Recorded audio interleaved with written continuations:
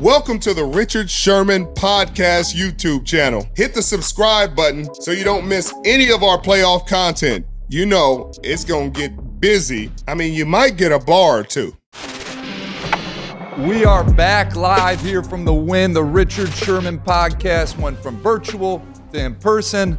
Richard, let's talk a little bit about these awards. I know you weren't the biggest fan of Lamar Jackson winning the MVP. Let's just start right there, though. What are your thoughts on him taking home the hardware at NFL Honors last night? Well, congratulations to Lamar Jackson. He took home his second MVP, almost unanimous again. Again, the numbers weren't there for me, but he won the award, so congratulations.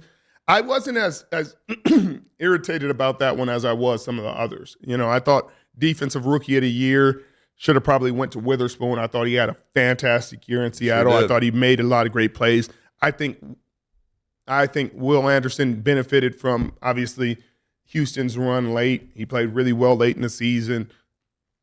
But I thought he'd be at least second. You know, it's kind of weird. Jalen Carter kind of slowed down throughout the season, and I didn't think he was going to get it. But, you know, obviously some of these voters were already, you know, their minds were already made up. Coach of the Year. I'm just trying to figure out how Stefanski keeps getting it. He's gotten it 2 out of the last 4 years. I'm not saying he didn't do a great job. You get into your fourth-string quarterback and still making the playoffs and play as well as they did. Defense played incredibly. Shout out to Swartz and what he was able to do with that Cleveland defense. But I'm just trying to figure out how you keep getting Coach of the Year when your team isn't winning divisions. They're not winning Super Bowls. They're not really not winning anything. They got put out in the first round of the playoffs. So it's like, what – I mean – I watched Carroll take a team with a mystery relevant third-string quarterback to an NFC championship last year, and they didn't. I don't even think it was top 3 in Coach of the Year. And so there's some weird bias there where you're like, hey, if they have a talented team, then they can't win it. But you got to play in some weird place like Cleveland to win it. Well, it comes down to expectations, and that's why, you know, a guy like Kyle Shanahan can't win the award because they expect him to be in this position. Right. And it is kind of BS. And you're right. What about my boy Dan Campbell? I mean, come on now. I mean, this guy has changed the culture of Detroit football. He's changed the culture of Detroit, for God's sake. Not even the football team, but the city. You know, here's a guy that absolutely deserves it. Kevin Stefanski, I will say, Richard, they have overcome so many odds. I mean, you lose Nick Chubb to a brutal knee injury. Obviously, you lose the quarterback to Deshaun Watson and insert Joe Flacco. That's why Stefanski was in this conversation in the first place. But you're right. It is a little odd that he took it home. I mean, DeMeco Ryans had it. You know, interesting. I'm just trying to figure out how they're voting for it because DeMeco Ryan took he took a team that was picking the top 5 in the draft twice. Right. To a playoff and then won a playoff game. You know, not that they're voting after the playoffs, but it's like, what is the criteria? This is a team that had no business being anywhere near a playoff, let alone winning a division in this coach's first year as a head coach with a first-year quarterback, with a young defense, young receivers who played outside of their minds. Great scheme. You had their OC getting head coach interviews. I mean, you give him all the credit in the world, but then you give it to Stefanski. It just leaves you scratching your head. Stefanski already won one. You should kind of not take him out of the discussion, but somebody else's turn, because obviously these other guys are doing a good job. Dan Campbell had his team second seed for a while. I mean, they end up the third seed, but get 2 home playoff games. He deserved a ton of credit. But then, you know, Kyle Shanahan and John Harbaugh deserve nothing. It's like, hey, you got great teams, and they played great. So, you know, thumbs up to you. No, give them Coach of the Year. That's why these teams, it takes talent to take a team that's supposed to get there where they're supposed to go. So, I don't know. And looking at the Niners, they had to overcome some adversity. I mean, they went on a 3-game losing streak in the middle of the season. I mean, that's not easy to overcome. They battled injuries. Trent Williams was out. Debo was banged up. You know, so you're right. But, Richard, outside of these awards, we saw a lot of movement recently, this coaching carousel. I mean, we've seen a lot of landing spots take place. What are some of the things that stand out to you? I mean, let's start with Jim Harbaugh. What do you think about him going to the Chargers? I know you just got a nice little text from him today, which is right beyond odd. Yeah, we're going to talk about that. We're going to talk about that, a story for a different day. You guys want to see entertainment. Jim Harbaugh is going to be on our podcast at some point this offseason. His words. So I'm looking forward to that. Going to be very fun and interesting. I can't wait. But I think it's a good fit. I think he felt like he did everything he needed to do at Michigan. Obviously, He said he will restore them to glory. He definitely restored them to glory. He took them to the playoffs a few years in a row, beat Ohio State 3 years in a row, won a national championship. There's nothing else to prove there. He wants to come back to the NFL, win a Lombardi trophy, and that's his words. He says you can't win a Lombardi trophy in college. He's right. He's walking into a situation that could be one of the most talented teams in football if you look at it on paper. Now, they have some cap obstacles that they're going to have to work through. I think there's $30 million cap hits for three or maybe four guys. If you look at Justin Herbert, Khalil Mack, Joey Bosa, and Keenan Allen. I think all of their cap hits are around $30 million, so you got to find a way to either lower them or eliminate them all together. You know, you see them starting conversations about trading Khalil Mack, who's coming off a career year with 15 or 17 sacks. I think he might have ended with 17 sacks. But he's coming off a career year. They're trying to get off of that. Joey Bosa may need to be moved or cut. And if he's cut, I, again, would look at the San Francisco 49ers as a potential landing spot if he's willing to take any type of pay cut. Obviously, he's been in California his whole career. Just move up north. I know you would love that. 6 hours. His brother would love it. I'm sure the San Francisco 49ers would love it. The Bosas would love it. Their parents wouldn't have to split games anymore. You guys one-stop shop. Just go on ahead to San Jose Airport and get to Santa Clara. But I think it's a great fit. I think he's going to bring Greg Roman in. He's going to bring in some of the guys from Stanford. He has done a great job putting together great staffs. That's something that he is abreast at putting together great staffs and getting the most out of his players. He's going to get the most out of Justin Herbert. He's going to get the most out of that defense. That defense isn't going to be as bad as they have been because they're too talented to be that bad. So I think that's a great fit. Some of the head scratchers were Tennessee Titans and Callahan. Like, I felt like they went downhill. Like, right. How do you fire Vrabel and then hire a guy who's not even calling the plays for his team, and the team that he was a part of wasn't like one of the best offenses in the National Football League. Mike Vrabel's one of those guys, too. It's like, I get it. They started losing games, but he had always put them, in my opinion, overachieved with that roster. You know, Ryan Tannehill as your quarterback, and he's, leading them in the playoffs. The word on Mike Vrabel, and I'm shocked he's out of a job right now, is that he was too intimidating. Like, Richard, this is football. What do you mean too intimidating? Mitchell, when you get to the point where you're saying a head coach is too intimidating for a GM or a front office or an owner, then, Mitchell, we're in a bad place because that's not an organization that's looking where their first priority is winning. Your first priority is comfort, apparently, because I don't hear players complaining about Mike Vrabel intimidating them. I thought he got the most out of these teams, the most out of these players. They were in games they had no business being in with a young quarterback in Will Levis. Their offensive coordinator, their weapons aren't the greatest outside of Derrick Henry. And so I thought he maximized what they had. And so to fire him, and there were some conversations that him and Rand Carthen may not have gotten along, may not have seen eye to eye on some things. If that's the case, then I can understand that. But them picking Callahan, because it seemed like their owner was like, hey, I need to get out in this coaching search because there are so many big names out there. We don't want to miss out on a Jim Harbaugh or Bill Belichick's out there. Now Pete Carroll's out there or even Mike Macdonald or Ben Johnson. There are names out there. We want to throw our hat in the ring early so those guys know we have an opening, we want you. But then to hire Callahan, you're like, wait a minute. Let me add up this. So you're saying Eric Bieniemy didn't get a job because he didn't call the plays. But you're going to give a guy a job who's not only not in the Super Bowl, not even in the playoffs this year, and he doesn't even call the plays. You're like, he helps with calling the plays. It's like, okay, but he's going to be your head coach now, running everything, and you're sure this is the guy you want to go with. This is the guy you fired Vrabel to go after. You're going to – whatever you get in Tennessee is what you deserve. Looking for a super offer for Super Bowl 58? DraftKings Sportsbook has you covered. New customers can bet on the big game and turn $5 into $200 instantly in bonus bets. Download the DraftKings Sportsbook app now and use code Richard. New customers can bet $5 to get 200 instantly in bonus bets. Only on DraftKings Sportsbook, an official sports betting partner of Super Bowl 58 with code Richard. The crown is yours.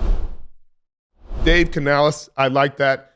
I think he's one of the young, bright minds in the National Football League. Obviously, he was with us in Seattle. Yep. Great man, believes in his faith, great human being. I love it for Carolina, young team. He'll be great for Bryce. I think he'll get that team where they need to be. Richard, on Dave Canales, what he did this year in Tampa Bay with that roster, with Baker Mayfield having a resurgence in his career, that is beyond impressive, man. I mean, that does not go overlooked. This Panthers job is one that's a little dicey, though, because they don't have a first-round pick. They gave it to the Bears. Right. They got Bryce Young, who at times looked like he didn't belong on the field this year, but he's still got all the talent in the world. What do you make of Dave Canales? Can he bring the Panthers back to life here? I think he'll have a great opportunity to. It's just the patience of Tepper. Is he going to be patient enough? Right now, we're in an age where nobody's patient. Nobody's going to give anybody time to develop. You didn't used to fire coaches after 4-12, 5-12 season in your first year and say, "That's we already know he's not the answer." It's like, well, you didn't give a chance to find out.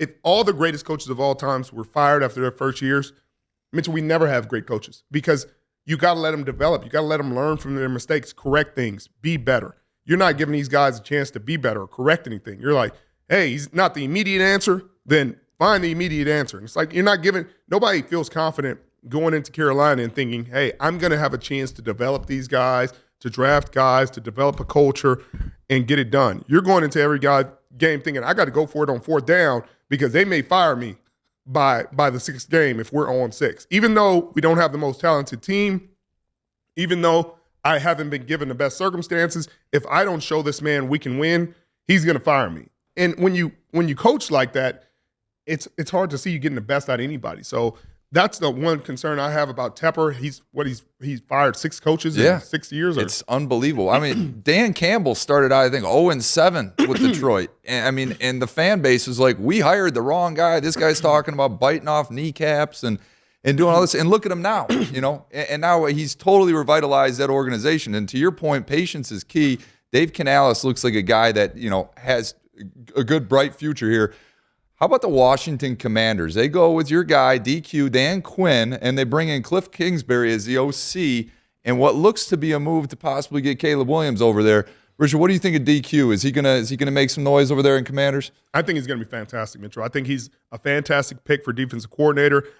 For head coach, because of the way he calls defensive coordinator, he gets the most out of his players. He'll call the defense.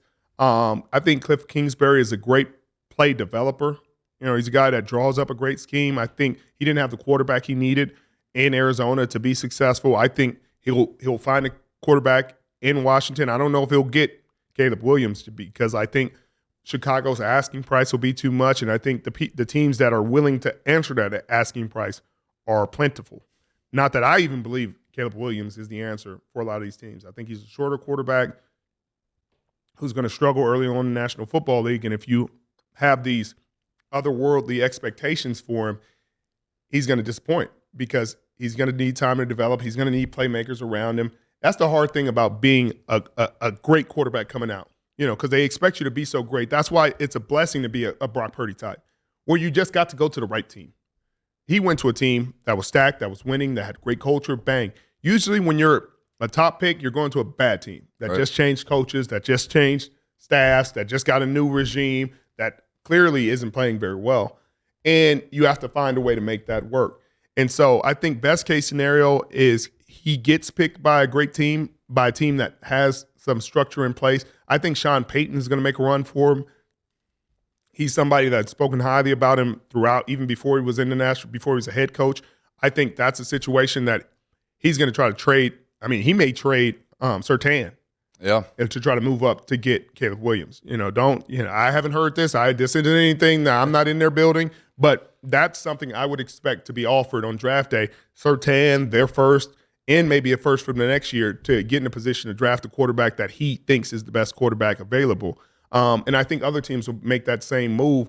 I don't know if the Commanders have enough to make that, to make that kind of offer. that would really move the Chicago Bears. And maybe they don't make the offer at all. Maybe they sit pat and say, hey, I think we'll get the right guy at 2. What Chicago, and this scares me as a fan of the Detroit Lions in the NFC North. This offseason for the Chicago Bears is a crucial one because they've got a lot of good pieces. You know, their management has done a really, really good job in terms of assembling assets. Right. They got the first overall pick. They got the 9th pick. They don't necessarily need a quarterback. Right. They could take a king's ransom and still move down and get another quarterback in Drake May. What they do here, it could change the landscape of the NFC North, in my opinion. But, Richard, we saw another former player stick around in Las Vegas here with the Raiders. Antonio Pierce, I mean, he proved himself as the interim head coach last year, and he got the job ultimately. I mean, your thoughts on him sticking around here with the Raiders? I thought that was the right move. Now, did I think the Raiders had much choice? No, I didn't. Not only because Max Crosby said he's going to ask for a trade if you don't you don't want him, if out you of don't town. hire him, you can't have that. But they don't have any money to do anything else. Mitchell, Mark Davis has tried his best to take the next hot coach. He took Gruden and tried to say, hey, we want stability. I want to give him confidence he's going to be here. I'm going to sign him to a 10-year deal. Sign him to a 10-year deal. The problem with that is, Mitchell, is if you have to fire him at year 3, you got to pay him the rest of the deal. So they're paying John Gruden to not be there coaching for the Raiders. Then you say, we're going to hire Josh McDaniel. I thought that was a mistake. I don't think Josh McDaniel is a head coach. I think he's a fine coordinator. I think he's fine at putting together an offense, putting together a first 15 play sheet, but it's not great at leading a full team. Then you fire him. You decide he's not the answer. And you had somebody in-house that took your team to the playoffs that guys believed in that you said, hey, he's not the answer. We're going to go with Josh McDaniel. Then you fire him 2 years into his 6-year deal. So now you're paying 2 coaches roughly $25 million a year that aren't coaching for you. So now you get Antonio Pierce in there, and he's doing a great job motivating them. He beat your division rival in the Kansas City Chiefs, a team that's in the Super Bowl right now. And you sit there and say, hey, why are our guys celebrating with cigars the first day this guy is hired like we just got the best coach we've ever had? Sometimes you got to listen to your locker room and say, it's a reason why these guys are gravitating to this man. Maybe you can surround him with guys that have been head coaches before. So he has the structure. He has a support system so he doesn't make mistakes. So then you hire guys like Marvin Lewis, which they did, as somebody to consult, somebody that can assist him in situations where it gets kind of sticky that he hasn't experienced before. But you got to listen to your locker room. And also, Mitchell, he's going to be the most inexpensive option. Right. He's going to be the most inexpensive option because he's already in-house. He's not getting a ton of other shots. It's your first time. We're giving you your shot. You want to be here. We want you to be here. You're probably taking less than $10 million, I would imagine.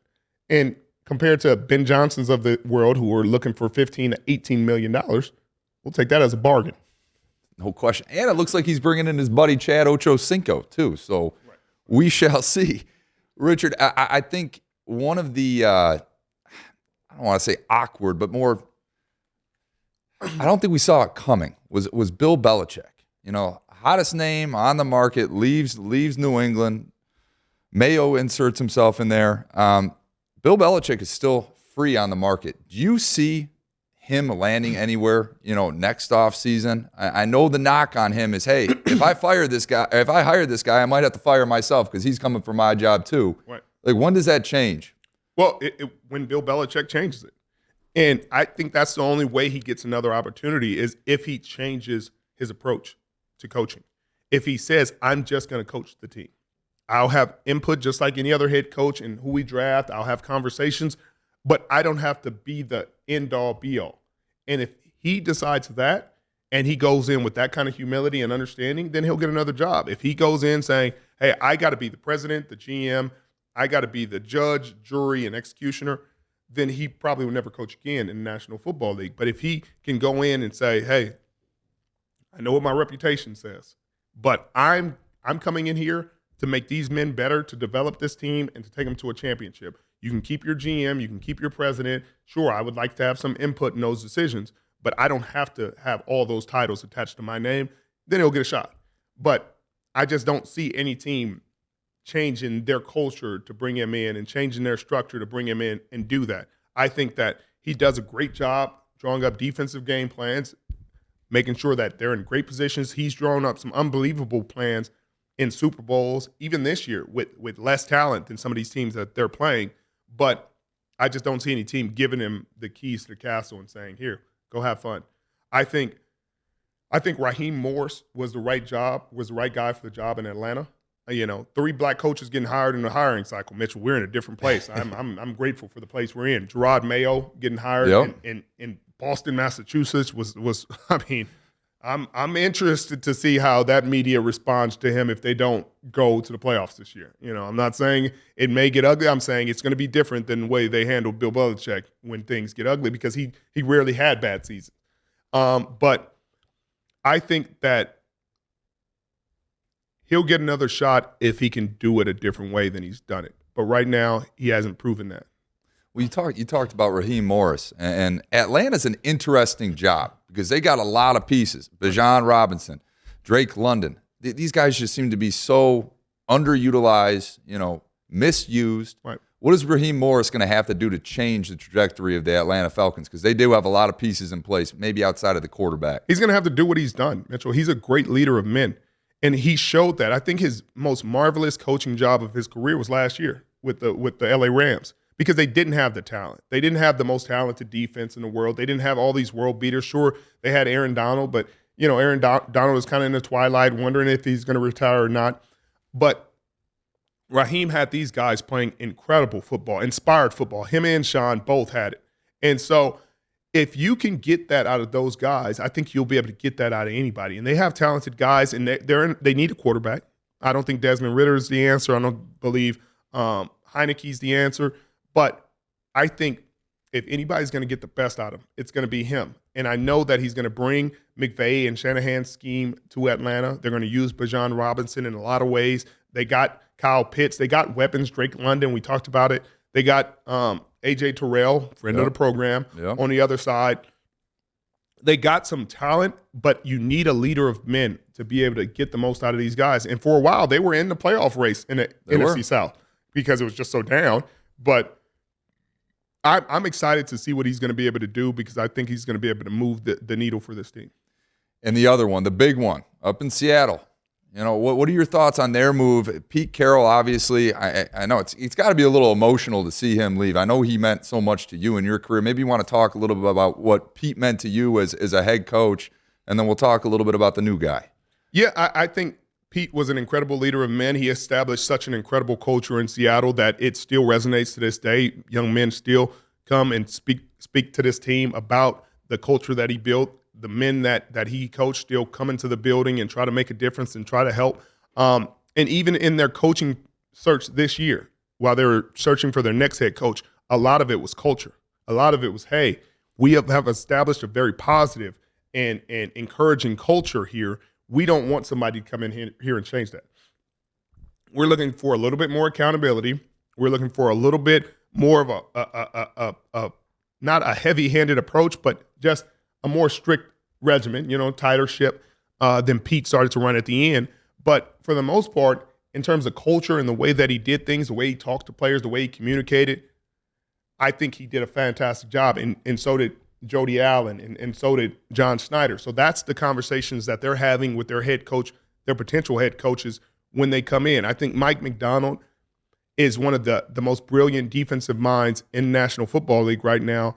And I think the reason that they brought him in is because he's so ingenuitive. If you watch the tape and you watch his defense perform, there'll be 6 to 7 guys on the line of scrimmage, and you will not know what positions they're playing or who's blitzing or who doesn't. Not that that's incredibly unique. There are a lot of teams that do that, but the way he did it, the way that he utilized Kyle Hamilton, at times he's playing safety, normal safety. At times he's playing linebacker. I saw him play D end at times, nickel.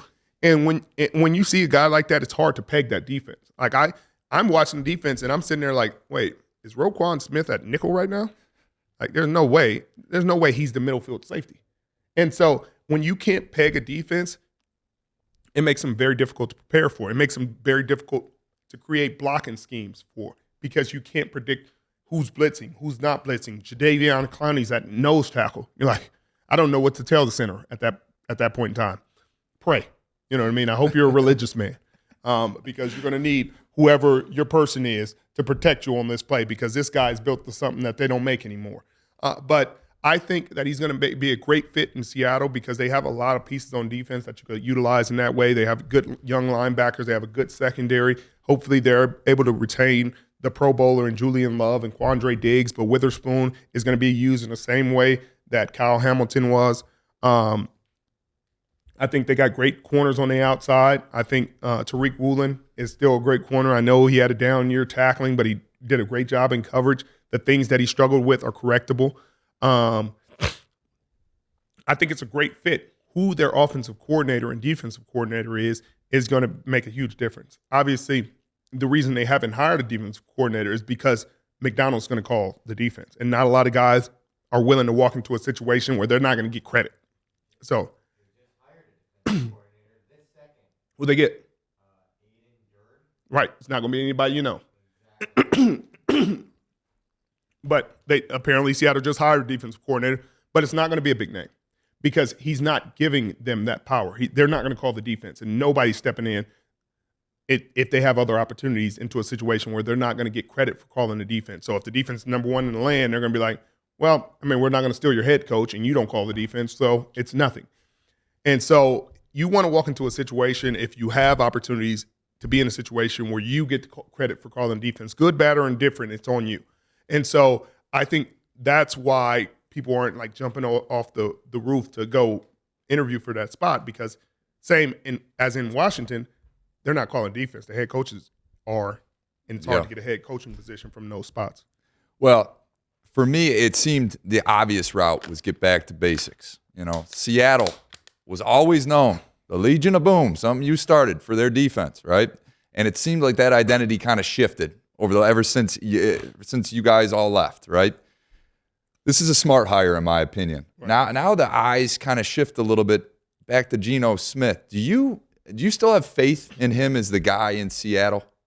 Yeah, I still have total faith in Geno. I got faith in K9. I got faith in their weapons. I think it's tough to win in this league, and that's why it was so weird that they fired Pete. But I understand, you're ready to move. Jody Allen's hearing all these whispers like, well, new hot coaches, like we got to try something new, something different. Difference is not always better. And I think they'll find out, over time. But I think Macdonald will do a great job. I think schematically he's going to do a great job. He's going to give Kyle problems. He's going to give McVay problems, even though McVay had some success against them when they played this year. Baltimore won on that overtime punt return. But I think at the end of the day, those guys are still good players. DK is still a good player. Tyler Lockett, JSN is going to be a good player.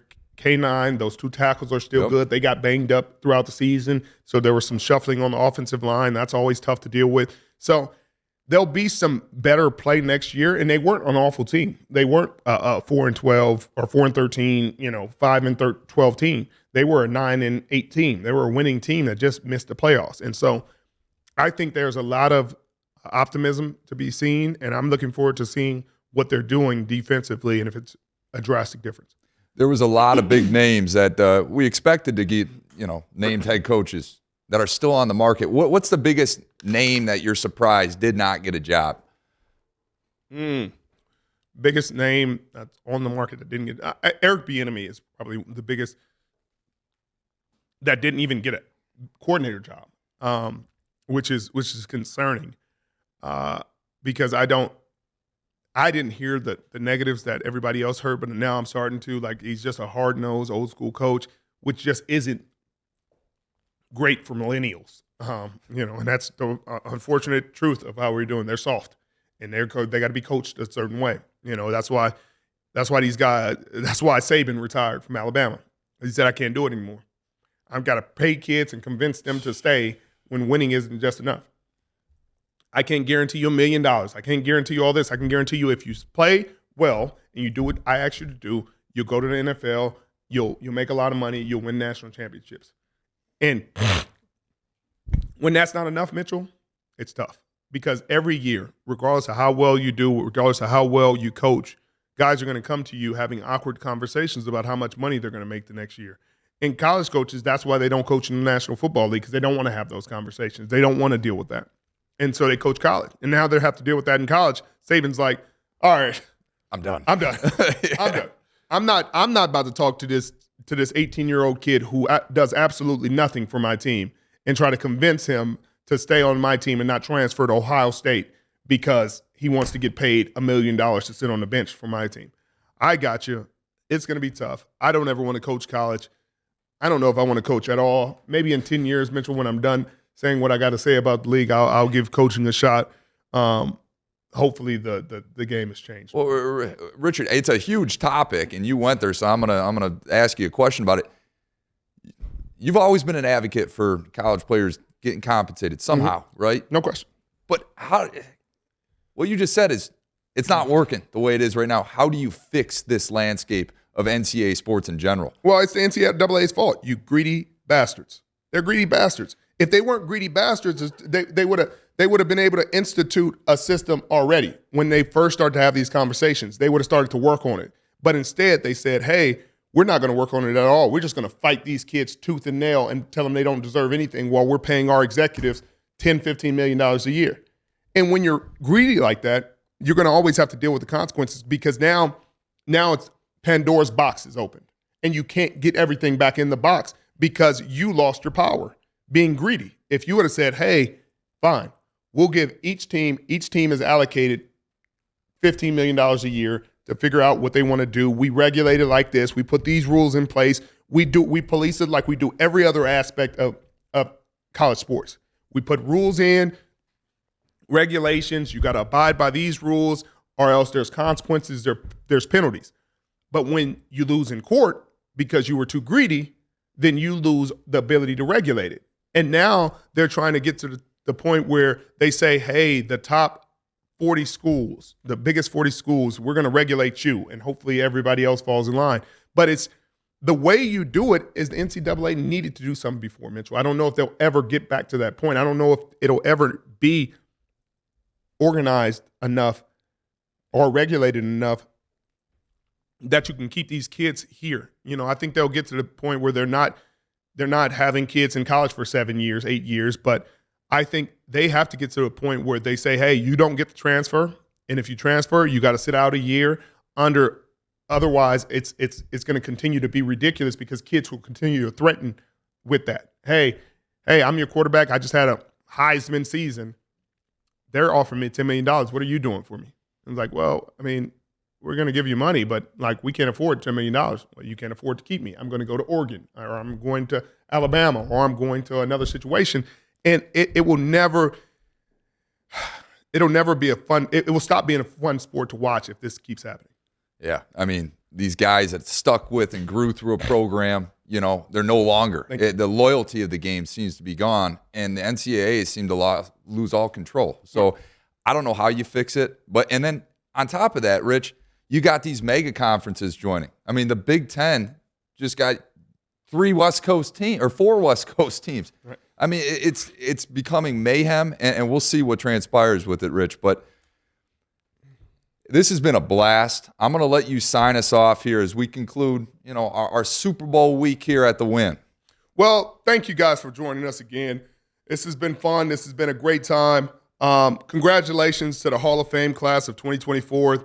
They got some great guys, some guys that I competed against. The Andre the Giant's in there. Devin Hester, who was with us in one of the playoff runs in Seattle, one of the greatest of all time. It's been a fantastic thing to be a part of. Obviously, Pat Willis with the San Francisco 49ers had a very short career. People were concerned he wouldn't go in when he should have. He should have been a first ballot Hall of Famer. Clearly one of the best to ever play the position, but sometimes length of career matters. So I'm grateful to see him going to the Hall of Fame. He's one of the all-time greats.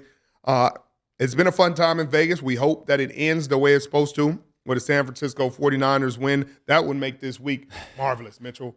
McCaffrey got FedEx Ground Player of the Year. Brock Purdy Air Player of the Year.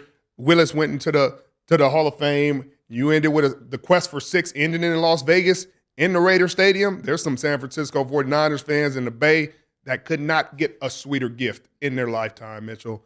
Looking forward to it. Appreciate you guys joining us, sticking with us through all these episodes. It's been a fantastic year. Grateful for it.